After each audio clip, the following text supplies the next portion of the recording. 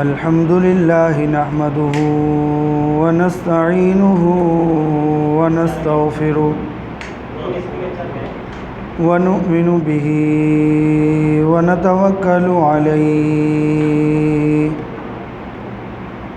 ونعوذ بالله من شرور أنفسنا ومن سيئات أعمالنا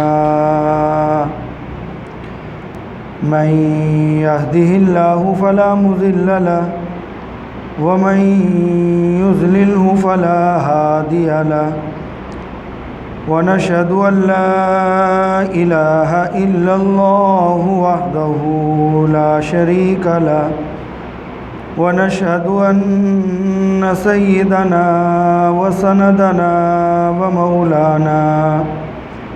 ومولانا محمدًا عبده ورسوله. أعوذ بالله من الشيطان الرجيم. بسم الله الرحمن الرحيم. الحج أشهر معلومات فمن فرض فيهن الحج فلا رفث ولا فسوق ولا جدال في الحج وما تفعلوا من خير يعلمه الله. صدق الله العظيم.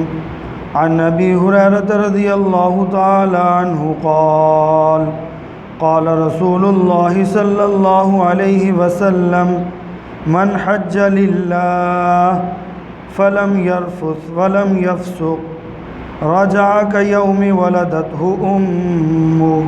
متفق علیہ.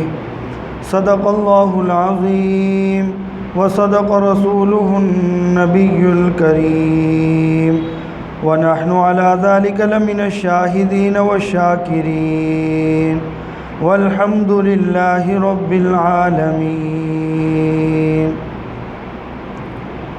واجب الاحترام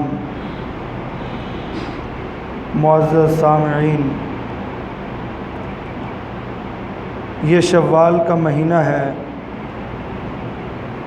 اس سے پہلے محرم الحرام کا مہینہ تھا جو کہ بڑی برکتوں اور عظمتوں والا مہینہ تھا. اس مہینے کے اندر اللہ تبارک و تعالیٰ کی طرف سے انسان جو پورے سال عبادت کرتا ہے اس کی مشق ہوتی ہے اور اپنی طرف التفات اور توجہ ہوتی ہے. محرم الحرام کے مہینوں کے بعد پھر حج کے مہینے شروع ہو جاتے ہیں.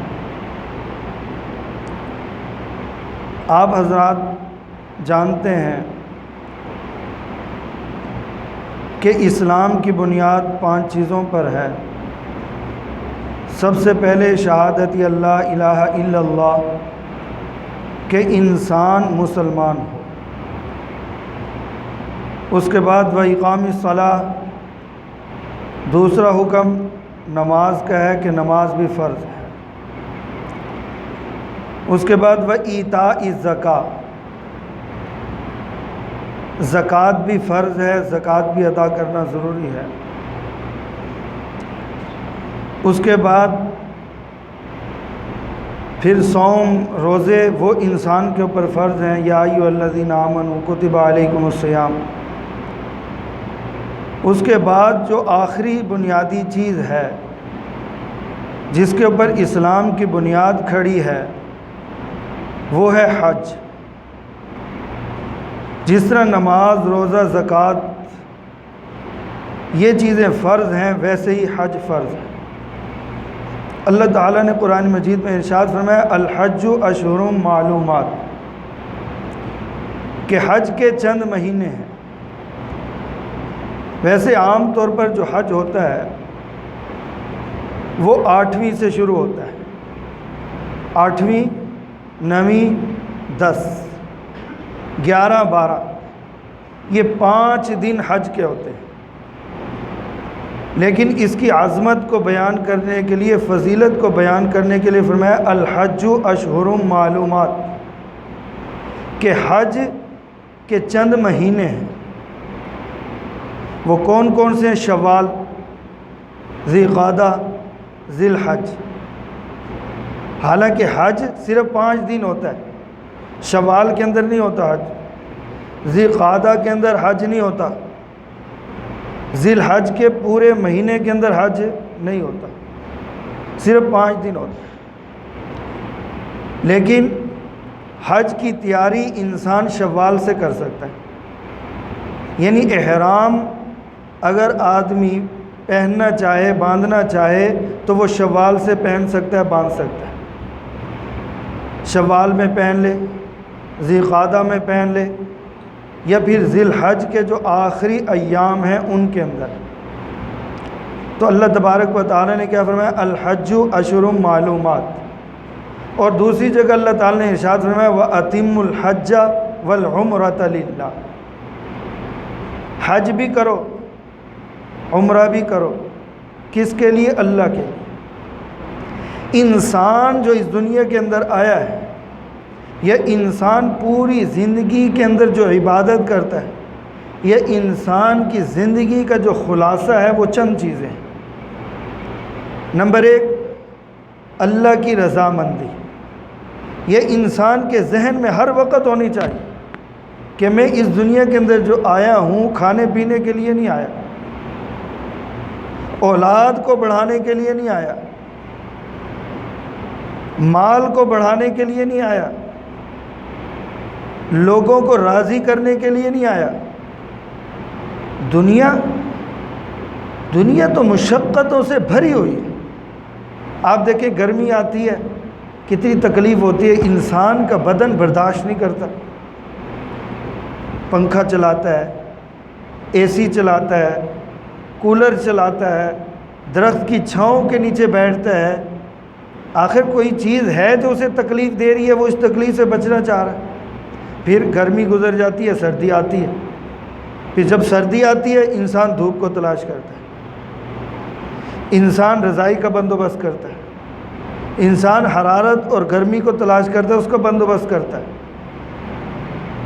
انسان پیدا ہوتا ہے، آہستہ آہستہ بڑا ہوتا جاتا ہے، مشقتیں بڑھتی جاتی ہیں، مصیبتیں آفات بڑھتی جاتی ہیں، بالآخر بڑھاپا آتا ہے انسان کو۔ اور جب بڑھاپا آتا ہے کوئی آسانی ہوتی ہے؟ پہلے بچہ ہوتا ہے، وہ سوچتا ہے یار یہ بڑے بڑے آدمی، ان کی جیبوں میں پیسے ہیں، میں بھی کاش جلدی ہو جاؤں، بڑا ہو جاؤں۔ وہ بڑا ہو جاتا ہے، پھر وہ کہتے ہیں یار لوگ شادی شدہ ہوتے ہیں، ان کی اولادیں ہوتی ہیں، کوئی باپ کہہ رہا ہے کوئی میری بھی ایسی ہو جائے، وہ پھر اور زیادہ۔ آخر کار بڑا ہوتا ہوتا ہوتا ہوتا انسان بڑھاپے کی طرف آئے۔ وَمَن نُعَمِّرْهُ نُنَكِّسُ فِي الْخَلْقِ أَفَلَا يَعْقِلُونَ۔ اللہ تعالیٰ انسان کو بڑھاپا دیتا ہے، عمر دیتا ہے، پھر بڑھاپے کے بعد پھر دوبارہ انسان ویسے ہی ہو جاتا ہے جیسے بچپن میں تھا۔ بچپن کے اندر بات یاد نہیں رہتی، پتہ نہیں کیا کھایا کیا پیا، کیسی زندگی گزری ہے، کچھ نہیں پتہ ہوتا۔ بڑھاپے کے اندر بھی انسان کے ساتھ ایسے ہوتا۔ بچپن کے اندر دانت نہیں ہوتے، بڑھاپے کے اندر بھی آہستہ آہستہ دانت ختم ہونے شروع ہو جاتے۔ جو چیزیں انسان کو ملی ہوتی ہیں وہ آہستہ آہستہ واپس لوٹنا شروع ہو جاتی۔ تو انسان اس دنیا کے اندر یہ مشقتیں جھیلنے نہیں آیا، مصیبتیں جھیلنے کے لیے نہیں آیا، یہ آیا کس کے لیے؟ اللہ کی رضا کے لیے۔ جنت سے آیا ہے، جنت میں جانا ہے، اس نے، اس کا سفر جنت سے شروع ہوا۔ حضرت آدم علیہ الصلوۃ والسلام جنت سے آئے تھے نا اس دنیا کے اندر، اور پھر کہاں چلے گئے؟ جنت میں۔ انسان بھی جنت سے آ رہے ہیں اور پھر کہاں جائیں گے؟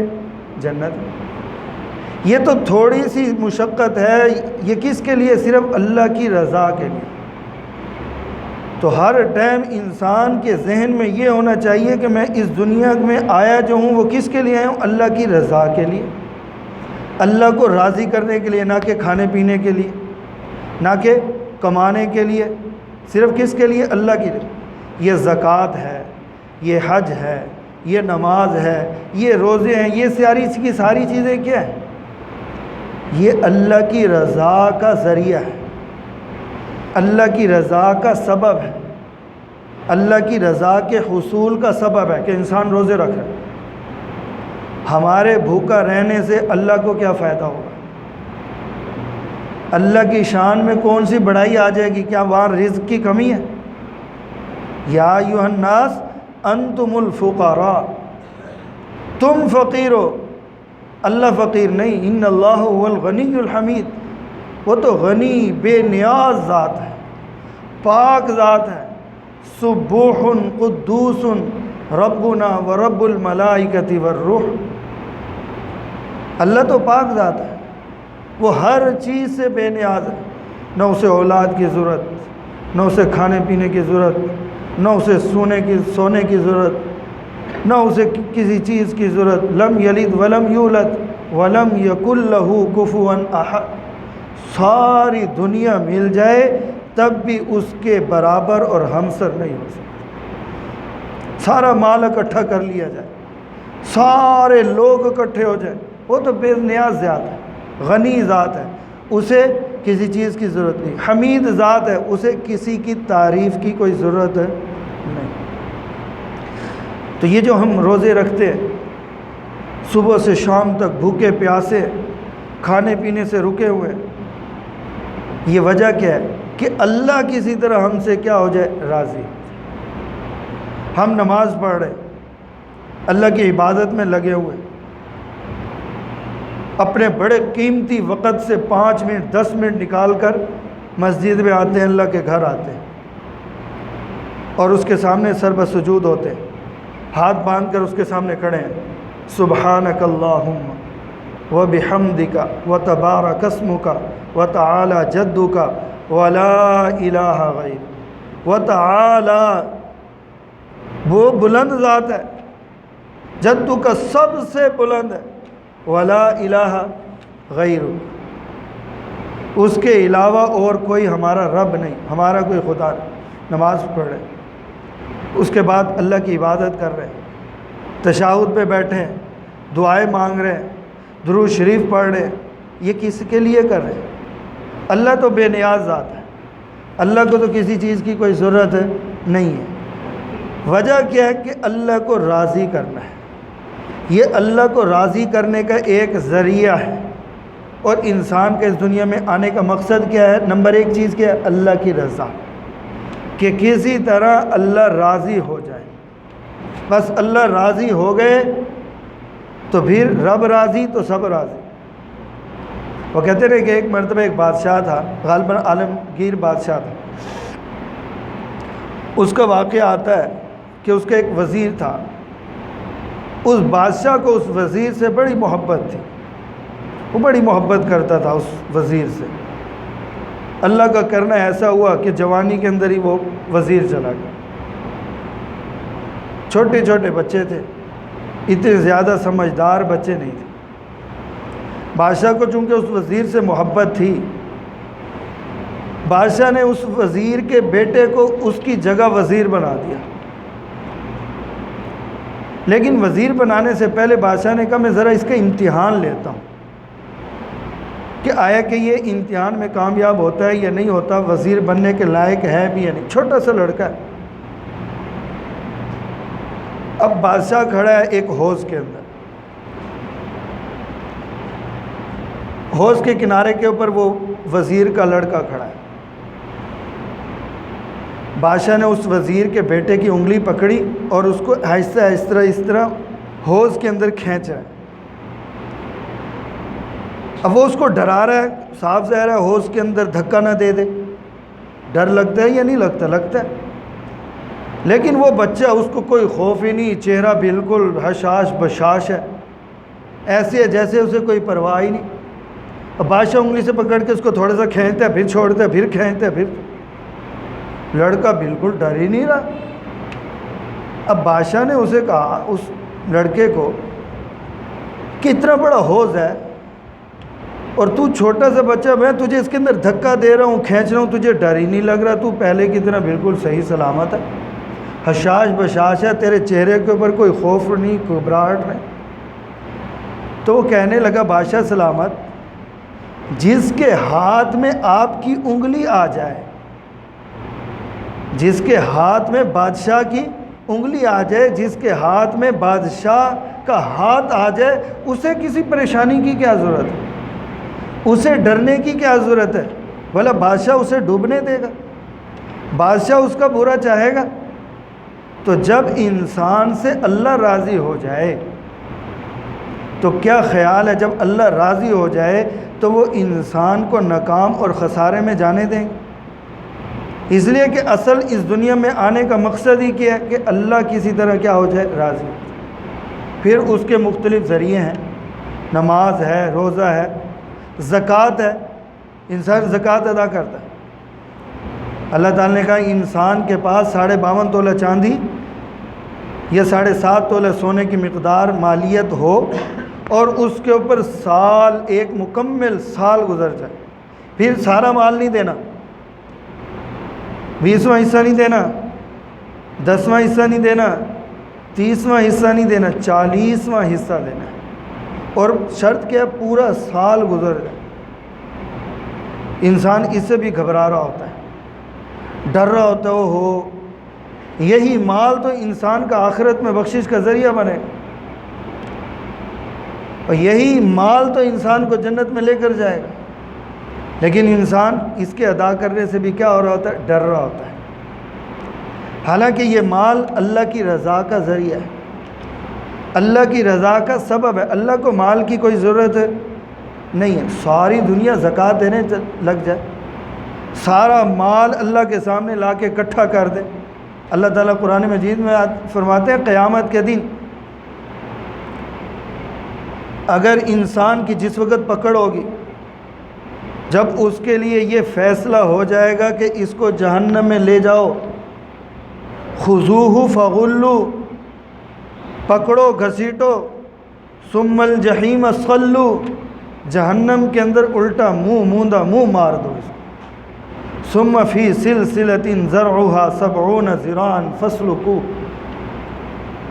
اس کو توق پہ نہ دو، اس کے پیروں میں بیڑیاں ڈال کر اسے، لوہے کی بیڑیاں، ذراعا 70 گنا 7 گنا لمبی بیڑیاں، زنجیریں پہنا کے اس کے جہنم کے اندر موندہ مار۔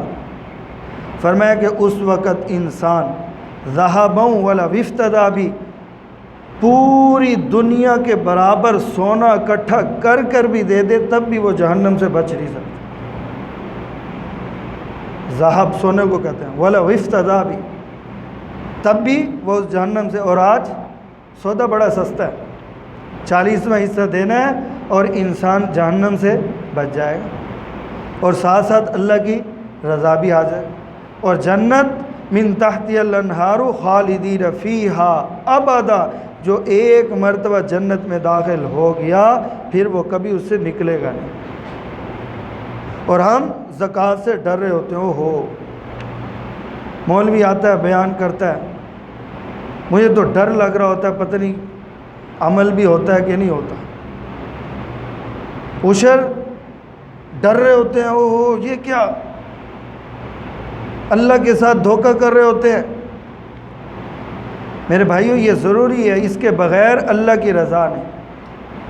اور ہم آئے کس کے لیے؟ اصل مقصد کیا ہے کہ اللہ کی رضا حاصل ہو، اور جب اللہ کی رضا حاصل ہو جائے گی پھر جنت میں بھی چلے جائیں گے۔ اس لیے کہ اللہ کی رضا کے بغیر، اللہ کے فضل کے بغیر، ایک حدیث میں آتا ہے آپ صلی اللہ علیہ وسلم نے ارشاد فرمایا کہ اللہ کے فضل کے بغیر کوئی آدمی، کوئی جن و انس جنت میں داخل نہیں ہو سکتا۔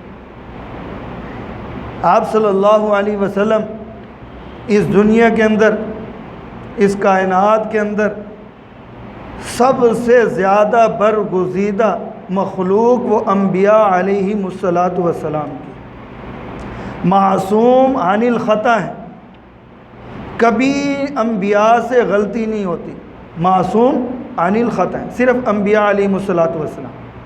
صحابہ، تابعین، تبع تابعین معصوم عن الخطا نہیں ہیں، ہاں محفوظ عن الخطا ہیں، لیکن ایسا نہیں کہ ان سے کبھی گناہ یا کوئی غلطی سرزد ہوئی نہیں۔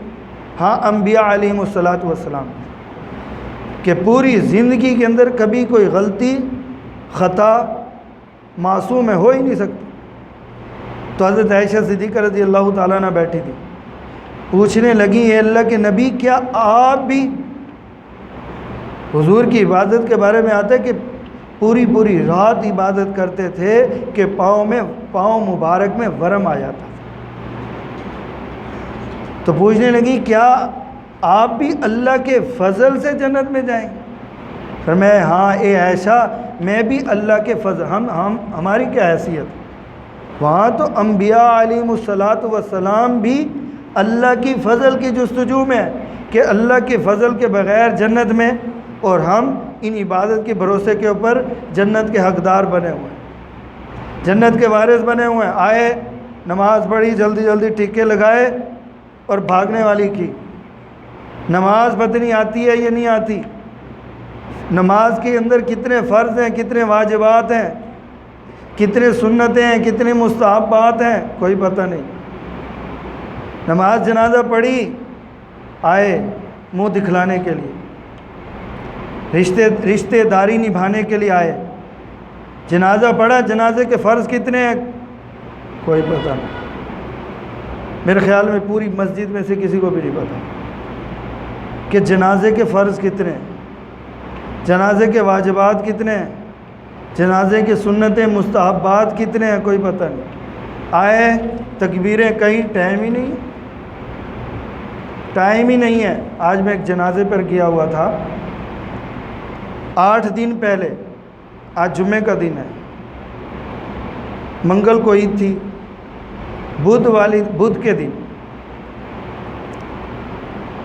دوست تھا، اس کی نانی کا انتقال ہو گیا بدھ والے دن گئے، جنازہ پڑھا۔ آج جمعے کا دن ہے، 2 دن ہفتہ ہوا ہے، ہفتے سے 1-2 دن زیادہ ہو گیا، 2 دن۔ آج اس لڑکے کی والدہ کا انتقال ہوا۔ پچھلے جمعے اس کی نانی کا انتقال ہوا تھا، اور آج جمعے صبح 8 بجے جنازہ تھا اس کی والدہ کا۔ بالکل وہ کہتے صحیح سلامت تھی۔ کل خیرات ہوئی، خیرات کھائی، سب سے ملی اپنے رشتہ داروں سے، اور کل ہارٹ اٹیک ہوا اور آج اس کا جنازہ۔ پچھلے جمعے اس کی والدہ گئی اور آج وہ خود چلی گئی۔ زندگی کا کوئی پتہ نہیں، اور ہمارے پاس ٹائم ہی نہیں ہے، کبھی پوچھا ہی نہیں بھئی جنازہ ہے اس کا طریقہ کیا ہے، اس کے فرض کتنے، امام نے کہا اللہ اکبر، بس اللہ اکبر پڑھا، آگے فرائض واجبات سنتیں مستحبات کچھ نہیں پتہ، تو ٹائم نہیں ہے۔ اور اللہ کے اوپر احسان، اور نیت کیا ہے کہ جی جنت تو بنی کس کے لیے ہے؟ ہمارے لیے۔ ہم مریں گے اور فوراً کس کے اندر چلے جائیں گے؟ جائیں گے جنت میں، انشاءاللہ جائیں گے، لیکن اگر ایسے اعمال نہ ہوئے تو پھر جہنم میں بھی جانا پڑے گا۔ مولانا طاء اللہ شاہ بخاری رحمۃ اللہ علیہ سے کسی نے پوچھا تھا نا، ایک بوڑھا آیا دیہاتی، حقہ پیتا تھا، آ کر پوچھنے لگا مولانا یہ بتلائیے کہ اللہ تعالیٰ قرآن مجید میں ارشاد فرماتے ہیں وَلَكُمْ فِيهَا مَا تَشْتَهِي أَنفُسُكُمْ وَلَكُمْ فِيهَا مَا تَدَّعُونَ، کہ جنت کے اندر ہر چیز ملے گی، جو تمہاری خواہش ہوگی، جو تم مانگو گے وہ تمہیں ملے گی۔ ایسی ایسی چیزیں ہوں گی کہ انسان سوچ نہیں سکتا، سوچ ختم۔ تو پوچھنے لگے مجھے تو اس دنیا میں حقہ پینے کا بڑا شوق ہے، حقے میں بڑا مزہ آتا ہے، ہر ایک کا اپنا اپنا مزہ ہے۔ جنت میں حقہ بھی ملے گا؟ خواہش دیکھو بوڑھے کی، اور جیسی انسان کا ظرف ہوتا ہے نا پھر ویسے ہی سوال کرتا ہے۔ تو سوال کیا کر رہا ہے کہ مولانا بتلائیے کہ جنت میں حقہ بھی ملے گا یا نہیں ملے گا؟ تو مولانا نے جواب دیا، مولانا طاء اللہ شاہ بخاری رحمۃ اللہ نے فرمایا ہاں حقہ بھی ملے گا، لیکن آگ جو ہے وہ ذرا جہنم سے لانی پڑے گی۔ تو جنت میں تو انشاءاللہ جائیں گے، اللہ تعالیٰ انشاءاللہ ہمیں بغیر حساب و کتاب کے جنت میں لے جائے، لیکن اگر ایسے اعمال نہ ہوئے تو پھر جہنم میں بھی جانا پڑے گا۔ تو بہرحال میرے بھائیوں، عرض کرنے کا مقصد یہ ہے کہ ہم اس دنیا کے اندر آئے جو ہیں وہ کس کے لیے؟ اللہ کی رضا کے لیے۔ باقی یہ جو بنی الاسلام علی خمسین جو ہے، شہادت اللہ الہ الا اللہ و اقام الصلاۃ و ایتاء الزکوٰۃ والحج والصوم، یہ ساری چیزیں اللہ کی رضا کا ذریعہ ہیں، اللہ کی رضا کے حصول کا سبب ہے۔ جب یہ چیزیں انسان اختیار کر لیتا ہے تو پھر اللہ کی کیا آ جاتی ہے؟ رضا آ جاتی ہے، اور جب رب راضی تو پھر سب راضی۔ اللہ مجھے اور آپ کو عمل خیر کرنے کی توفیق عطا فرمائے۔ وآخر دعوانا الحمد للہ رب العالمین۔